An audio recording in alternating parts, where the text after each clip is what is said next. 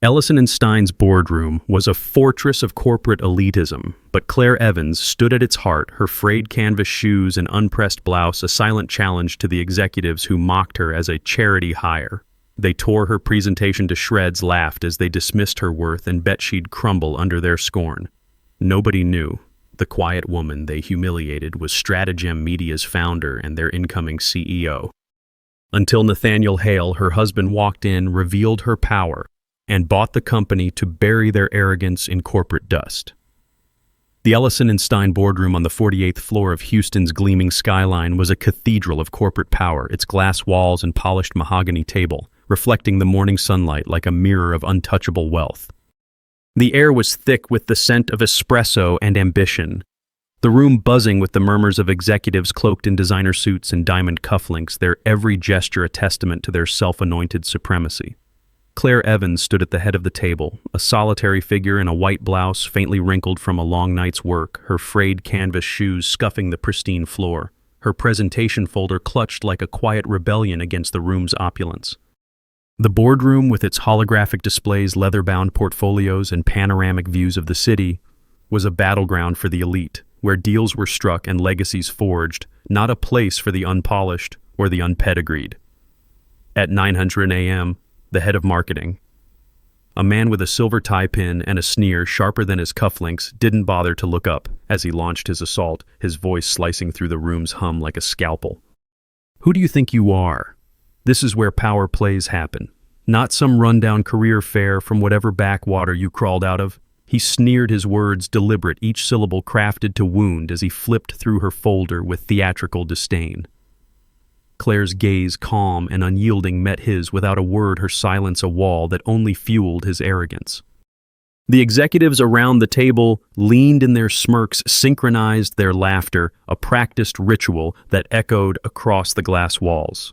The presentation folder was ripped from her arms, flung onto the table like discardable waste, the pages scattering as if her ideas were as worthless as her attire. The audience's blood boiled at the vicious public dismissal that marked her as an intruder in their corporate fortress. The live stream cameras set up for the board's promotional feed, zooming in on her unpressed blouse, framing it as evidence of her unworthiness. The crowd, a mix of C-suite titans, corporate heirs, and strategic consultants, sized her up with sneers, their whispers a mocking rhythm that reverberated through the sterile space. Claire's posture, deliberate and unyielding, held firm, but her lack of designer labels or corporate pedigree made her invisible to the elite who ruled Ellison and Stein. Claire lingered near the boardroom's digital whiteboard, her fingers tracing a flowchart she'd prepared, when a cadre of senior financial analysts, their bespoke cufflinks glinting with smug superiority, descended upon her, their laughter a venomous shroud that smothered the room's ambient hum. A gaunt analyst with a sapphire tie clip strode forward, his voice a sneering crescendo that reverberated across the glass walls. "What's this, a typist pretending she can scribble on our whiteboard?" he scoffed, clutching his encrypted tablet like a badge of dominion. "That blouse is so drab it's howling peon, and those shoes, they're a disgrace to Ellison and Stein's pedigree. This is a sanctum for fiscal titans where we sculpt wealth, not where you come to doodle your pathetic charts. You're defiling our space just by breathing our air, sweetheart. Why don't you skitter back to whatever clerical hole you slunk out of before you ruin our analytics with your dim-witted sketches?" The analysts roared, some flicking stylus caps at her feet, their taunts a merciless onslaught that echoed through the boardroom.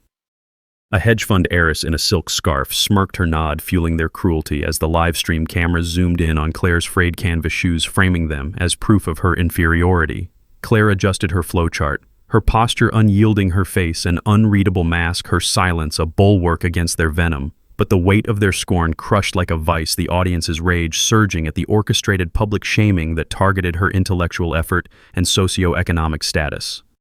The humiliation escalated as the head of marketing leaned back in his chair, his silver pen twirling with casual cruelty, his voice a venomous drawl that carried over the room's murmurs.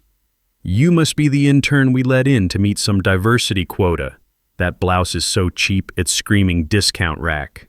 And those shoes, they're an insult to this boardroom's prestige. This is Ellison and Stein, where we shape industries, not where you come to play executive with your sad little folder." Honestly, it's almost tragic you thought you could sit at this table. Why don't you scuttle back to whatever temp agency spat you out before you waste our time with your pedestrian ideas? The executives erupted in laughter, their cheers a storm that humiliated Claire in front of the board, some tossing her scattered pages across the table. Their hashtags, #charity, higher trending within minutes on the company's internal chat. A senior strategist, her diamond earrings glinting, leaned forward, her whisper meant for all to hear. We call her the charity hire. Poor thing doesn't even have the face to sit in this room. The cameras captured Claire's steady hands. Her blouse slightly creased her face, an unreadable mask. Her silence, a coiled spring that only fueled their arrogance. The audience's rage boiling over at the vicious public execution of her dignity that marked her as an outcast in their corporate shrine. Navigating the boardroom's refreshment station to pour a glass of water, Claire was accosted by a clique of corporate legal advisors, their tailored blazers and gold pins radiating judicial arrogance, their laughter a barbed torrent that drowned out the clink of glassware. A wiry advisor with a diamond lapel pin swaggered forward, his voice a mocking drawl that sliced through the station's buzz. "Behold a nobody daring to sip from our crystal," he jeered, waving his legal brief like a gavel. "Those trousers are so worn they're shrieking pauper, and that blouse, it's a mockery of Ellison and Stein's stature. This is a fortress for legal eagles, where we carve contracts, not where you come to guzzle our water with your sad little hands. You're tainting our sanctity just by standing here looking like you've staggered in from a soup kitchen. Why don't you bolt back to whatever hovel you call home before you spoil our station with your grubby touch?" The advisors cackled, some tossing sugar packets at her feet, their taunts a relentless barrage that echoed through the room. A patent lawyer in a velvet vest smirked her nod, stoking their cruelty as the cameras panned to Claire's unpressed blouse, framing it as evidence of her failure. Claire poured her water, her movements precise, her face impassive, her silence a shield against their venom, the audience's fury erupting at the coordinated assault that targeted her basic act and worth. In the midst of the boardroom's polished chaos, the vice president of strategy, a woman draped in a designer blazer that cost more than Claire's annual rent, waved a hand with theatrical finality, her voice cutting through the laughter like a guillotine. "Cancel her presentation. Her proposal's more suited for some hipster cafe startup. We don't have time for pipe dreams from someone who doesn't know her place." She sneered, her emerald ring flashing as she shoved Claire's folder into a shredder. The machine's whine a mocking anthem that drowned out the room's hum. "That folder's so flimsy it's screaming, 'Amateur!' And that blouse. It's an insult to Ellison and Stein's legacy. This is a boardroom for visionaries where we dictate markets, not where you come to peddle your sad little ideas. You're lucky we're only shredding your CV today, not escorting you out of this building." The executives roared their cheers a tidal wave, some tossing coffee stirrers at her feet, their hashtags, #BackwaterdReamer, surging alongside #CharityHire. The VP's smirk was a blade, her voice a whip that lashed at Claire's competence, the camera zooming in on the shredded pages, framing them as proof of her failure. Claire stood motionless, her hands steady, her face impassive, her silence a fortress against their venom, the audience's rage erupting at the coordinated public assault that targeted her work and worth. Positioned near the boardroom's panoramic window, Claire gazed at the Houston skyline, her mind mapping strategic pivots when a swarm of corporate PR specialists, their silk ties and designer glasses exuding polished malice, encircled her, their laughter a venomous gale that stifled the room's hum. A slick specialist with a gold-plated smartwatch stepped forward, his voice a sneering roar that reverberated across the glass. "What's this? A clerk daydreaming by our skyline?" he taunted, clutching his media plan like a trophy. "That blouse is so cheap, it's wailing loser. And those shoes. They're a travesty in Ellison and Stein's domain. This is a stage for spin masters where we craft narratives, not where you come to stare with your sad little dreams. You're polluting our view just by existing here, looking like you've wandered in from a dive bar. Why don't you shuffle back to whatever pit you call home before you ruin our optics with your pitiful gaze?" The specialist roared, some flicking branded notepads at her feet, their taunts a merciless onslaught that echoed through the room. A branding guru in a cashmere suit smirked his nod, fueling their cruelty, as the camera zoomed in on Claire's frayed shoes, framing them as proof of her inadequacy. Claire studied the skyline, her posture rigid, her face a mask of stone, her silence a defiance that went unnoticed, the audience's rage erupting at the coordinated assault that targeted her contemplation and worth. As Claire stood at the boardroom's edge, her folder now confetti, a group of corporate consultants, their tailored vests and gold watches exuding strategic arrogance, closed in their laughter, a venomous net that silenced the room's ambient buzz. A lean consultant with a silver pen stepped forward, his voice a sneering bellow that carried over the clink of coffee cups. "What's this, a secretary thinking she can loiter in our boardroom?" he mocked, waving his analytics tablet like a royal decree. "Those shoes are so worn, they're screaming pauper. And that blouse, it's an insult to Ellison and Stein's class. This is a war room for titans where we reshape empires, not where you come to daydream with your sad little papers. You're polluting our space just by breathing our air, darling. Why don't you crawl back to whatever cubicle you call home before you waste our strategies with your ignorant presence?" The consultants roared, some tossing crumpled sticky notes at her feet, their taunts a relentless barrage that echoed through the glass walls. A hedge fund exec in a silk tie smirked his nod, fueling their cruelty as the camera zoomed in on Claire's frayed shoes, framing them as proof of her inadequacy. Claire stood by the table, her posture rigid, her face a mask of stone, her silence a shield against their venom, the audience's fury erupting at the coordinated public assault that targeted her presence and worth.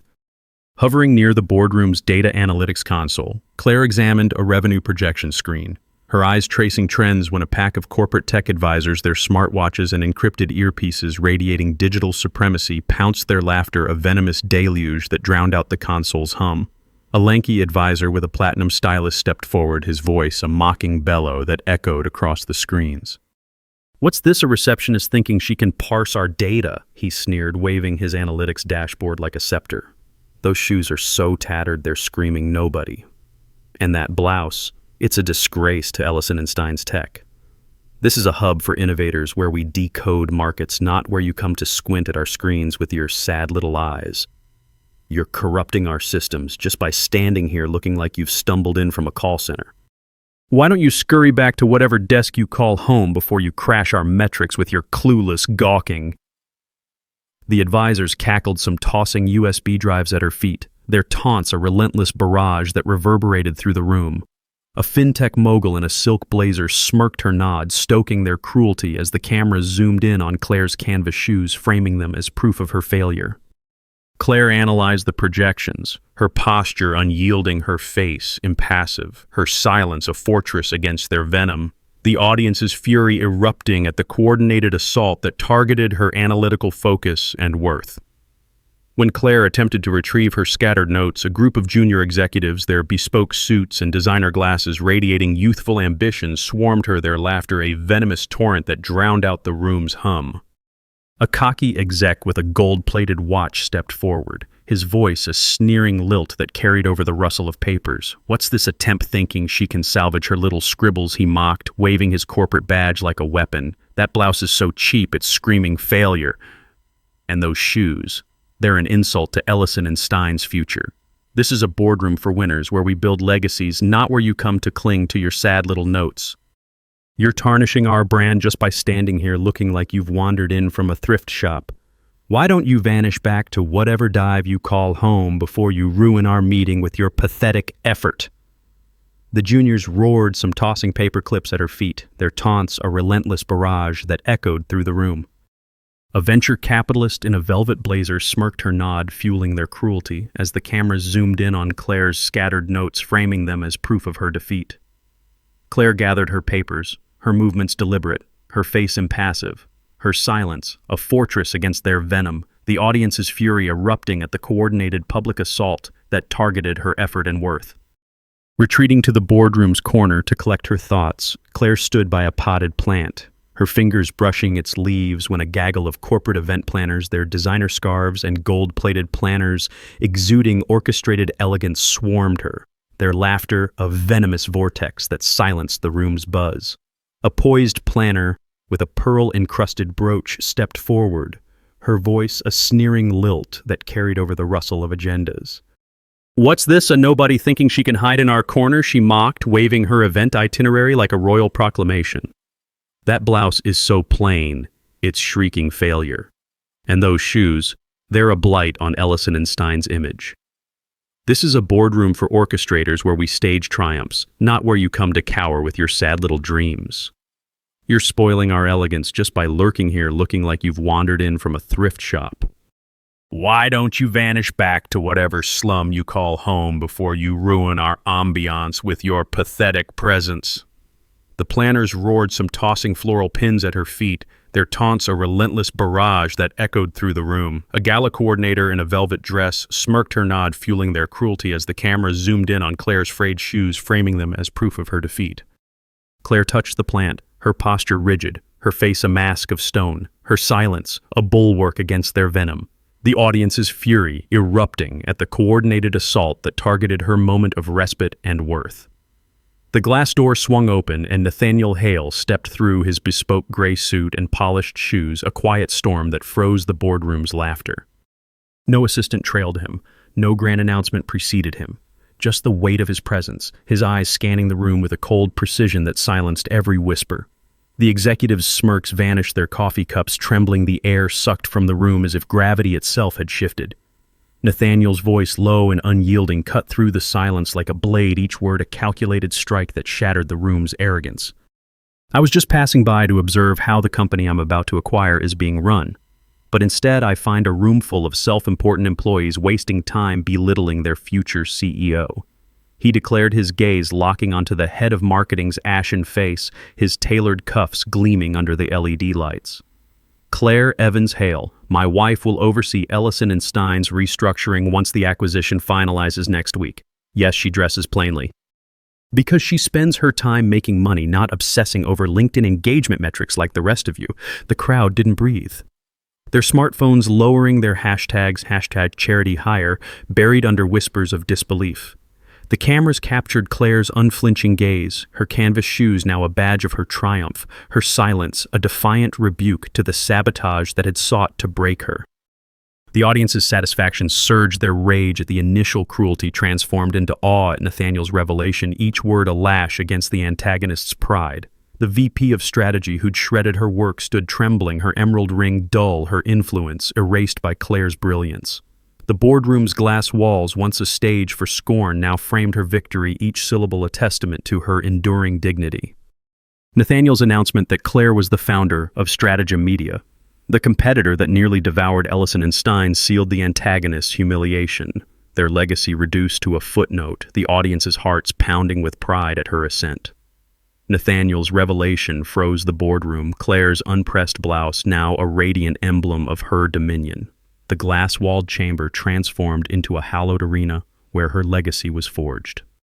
A revered corporate ethics consultant whose audits had toppled corrupt empires stepped forward from the sidelines, her presence a thunderclap that silenced the executives' gasps, her voice a resonant proclamation that shattered the remnants of the head of marketing's scorn.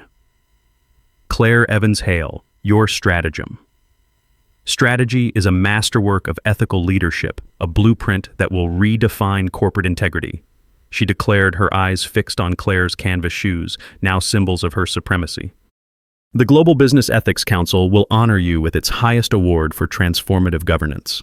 The cameras swept across Claire's unflinching gaze, her frayed shoes a badge of her victory, her silence a defiant rebuke to the sabotage that had sought to erase her. The audience's satisfaction surged, their rage at the initial cruelty transformed into awe at the consultant's tribute, each word a lash against the antagonist's pride. The head of marketing, his tie-pin trembling, stood frozen, his corporate empire crumbling as social media erupted with #StratagemQueen, drowning his #CharityHire hashtags. The press, their pens a blur, framed Claire as the silent architect, her intellect a supernova that outshone their betrayal, the air thick with the weight of her triumph and their disgrace. The strategist who'd shredded her work stood trembling, her ring dull, her influence erased by Claire's brilliance. The boardroom's displays framed her victory, each award a testament to her enduring dignity. The consultant's pledge to advise Claire's restructuring sealed the antagonist's humiliation, their legacy reduced to a footnote, the audience's hearts pounding with pride at her ascent. The truth unfolded like a corporate coup as Claire's shadow loomed over the boardroom, her name a legend whispered in industry circles. She was the founder of Stratagem Media, the rival that had outmaneuvered Ellison & Stein 2 years prior, nearly driving it to collapse before Hale Holdings executed a stealth merger to save it.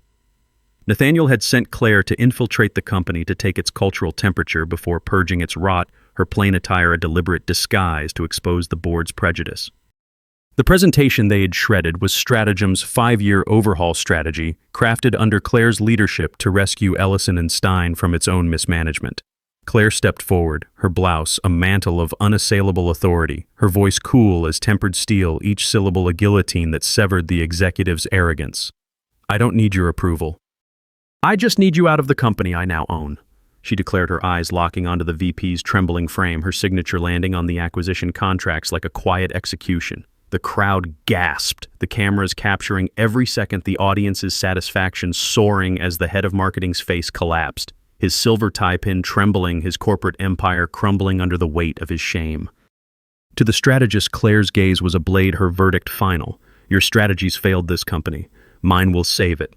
The consultants who'd tossed notes stood silent, their vests relics of their failure, their hashtags, #Backwater Dreamer buried under #Stratagem, Queen Trends. Before the press, Claire revealed a dossier of Ellison & Stein's financial mismanagement, her voice unwavering. "This company will thrive under merit, not malice."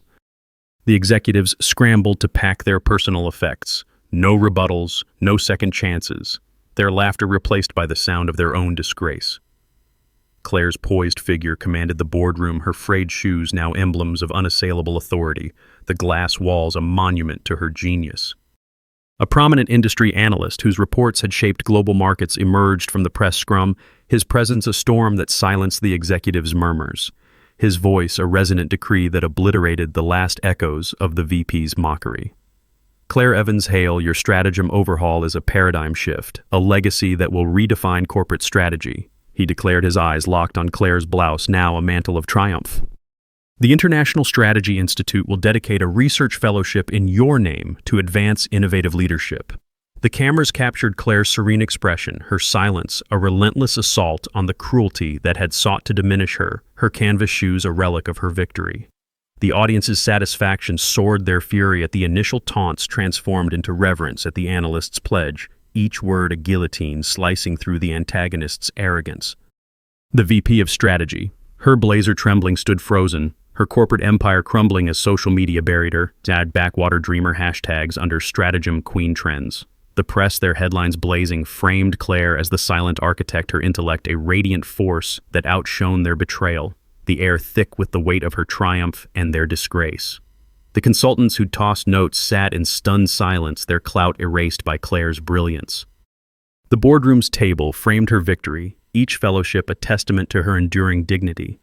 The analyst's commitment to fund Claire's leadership initiatives sealed the antagonist's humiliation. Their legacy reduced to ash, the audience's hearts swelling with pride at her coronation. The media erupted, their footage of Claire's triumph going viral within hours, the audience's hearts pounding with pride at her surgical vengeance. Rising like a phoenix in the boardroom, Claire's silence was a force that reshaped the corporate landscape, her white blouse a radiant banner of her dominion, the glass walls a cathedral of her triumph. A global corporate governance expert whose reforms had saved failing conglomerates stepped forward from the audience, her presence a thunderclap that silenced the executives' gasps, her voice a resonant decree that obliterated the last vestiges of the strategist's scorn. "Claire Evans Hale, your stratagem. Vision is a beacon for corporate renewal, a legacy that will guide industries," she declared, her eyes fixed on Claire's shoes, now a testament to her victory. "The World Corporate Governance Forum will establish a leadership award in your name to honor visionary CEOs." The cameras captured Claire's unflinching gaze, her silence a defiant rebuke to the sabotage that had sought to break her, her frayed shoes a relic of her triumph. The audience's satisfaction surged, their rage at the initial cruelty transformed into reverence at the expert's pledge, each word a lash against the antagonist's pride. The junior executives who'd tossed clips stood trembling, their glasses irrelevant, their #charity hire hashtags buried under Stratagem Queen Trends that dominated global feeds. The press, their reports blazing, framed Claire as the silent architect, her intellect a radiant force that outshone their betrayal, the air thick with the weight of her triumph and their disgrace. The tech advisors who'd mocked her sat in stunned silence, their clout erased by Claire's brilliance. The boardroom's displays framed her victory, each award a testament to her enduring dignity. The experts' vow to consult on Claire's restructuring sealed the antagonist's humiliation, their legacy reduced to a footnote, the audience's hearts pounding with pride at her ascent. The fallout was seismic. Ellison and Stein's culture of elitism shattered under Claire's iron will. She didn't merely reclaim her place. She transformed the company into a merit-based powerhouse, prioritizing innovation over pedigree, accessible to those with vision, not just wealth. The executives who'd mocked her were terminated their access to corporate networks, revoked their LinkedIn profiles, drowned in condemnation. Their #charity hire hashtags replaced by #stratagem queen. The VP's career became a fading echo, her blazer a relic of her disgrace. The consultants' reputations were obliterated, their names erased from industry circles, their tablets forgotten artifacts. The press uncovered Claire's past, a prodigy who'd built Stratagem Media from nothing, her brilliance honed through years of overcoming corporate sabotage, her anonymity a choice to expose the unworthy. They called her the silent architect, her blouse and shoes now symbols of untouchable authority. Other firms sent her invitations begging for partnerships, but she declined, her silence as powerful as her contract's ink. Commanding the boardroom's center, Claire's presence was a force that redefined corporate power. Her canvas shoes, now emblems of unyielding resolve. The glass walls, a shrine to her supremacy. A legendary business historian whose chronicles had documented corporate empires emerged from the press corps. His presence a storm that silenced the executives' murmurs, his voice a resonant decree that obliterated the last echoes of the consultant's scorn. Claire Evans, hail. Your Stratagem strategy is a chapter in business history, a testament to the unsung who conquer markets. He declared, his eyes fixed on Claire's blouse, now a sacred relic of her victory. The Business History Academy will dedicate a permanent archive to your leadership legacy. The cameras swept across Claire's serene expression, her silence a relentless assault on the cruelty that had sought to diminish her, her shoes a testament to her triumph. The audience's satisfaction soared, their fury at the initial taunts transformed into reverence at the historian's pledge, each word a guillotine slicing through the antagonist's arrogance. The PR specialists who'd mocked her stood trembling, their ties relics of their failure, their backwater dreamer hashtags buried under Stratagem Queen trends that swept social media. The press, their headlines blazing, framed Claire as the silent architect, her intellect, a radiant force that outshone their betrayal, the air thick with the weight of her triumph and their disgrace. The event planners who'd tossed pins sat in stunned silence, their clout erased by Claire's brilliance. The boardroom's table framed her victory, each archive a testament to her enduring dignity.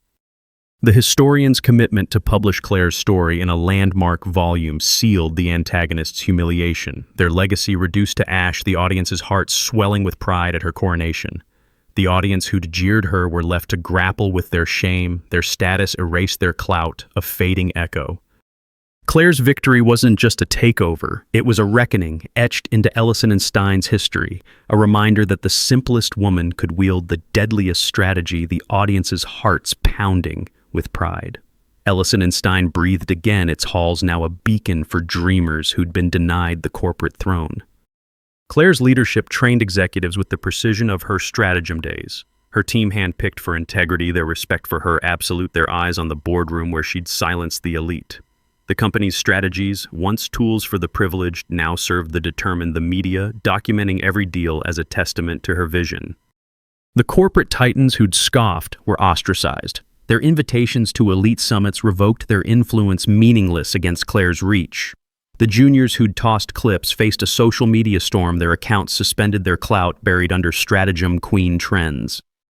As Claire prepared to exit the boardroom, a crowd of aspiring executives, industry analysts, and media gathered in the 48th floor lobby, their eyes wide with awe, their chants of Stratagem Queen echoing through the glass atrium. A global corporate innovation pioneer whose strategies had revolutionized industries stepped forward from the throng, her presence a final blow to the antagonist's pride, her voice a resonant proclamation that silenced the city's hum. Claire Evans Hale, your stratagem. Vision is a triumph of innovative leadership, a legacy that will inspire CEOs for generations. She declared, her eyes fixed on Claire's shoes, now symbols of her triumph. The International Innovation Council will name its highest honor after you, celebrating excellence in corporate strategy. The cameras followed Claire's serene silhouette, her blouse a relic of her victory, her silence a legend that would outlive the boardroom. The audience's satisfaction surged, their rage at the initial cruelty transformed into reverence at the pioneer's pledge, each word a lash against the antagonist's pride. The legal advisors who'd tossed packets stood trembling, their pens irrelevant, their charity hire hashtags buried under stratagem queen trends that dominated global feeds. The press, their headlines blazing, framed Claire as the silent architect, her intellect a radiant force that outshone their betrayal, the air thick with the weight of her triumph and their disgrace. The analysts and juniors sat in stunned silence, their clout extinguished by Claire's brilliance. The lobby's glass framed her victory, each honor a testament to her enduring dignity.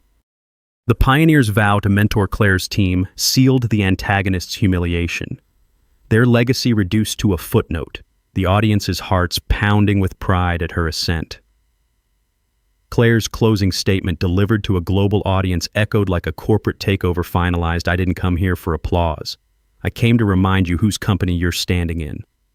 The press framed her as a legend, her acquisition a symbol of justice, her leadership a revolution that redefined corporate power. The audience's satisfaction soared, their rage at the initial cruelty transformed into reverence for her triumph, each word a testament to her enduring dignity. Some battles aren't won with noise, they're won with precision, with patience, with power no one sees coming. If this story struck a chord, hit like, share it, drop a comment, and don't forget to subscribe for every time a Claire Evans walks into a room and reminds the world what true power looks like.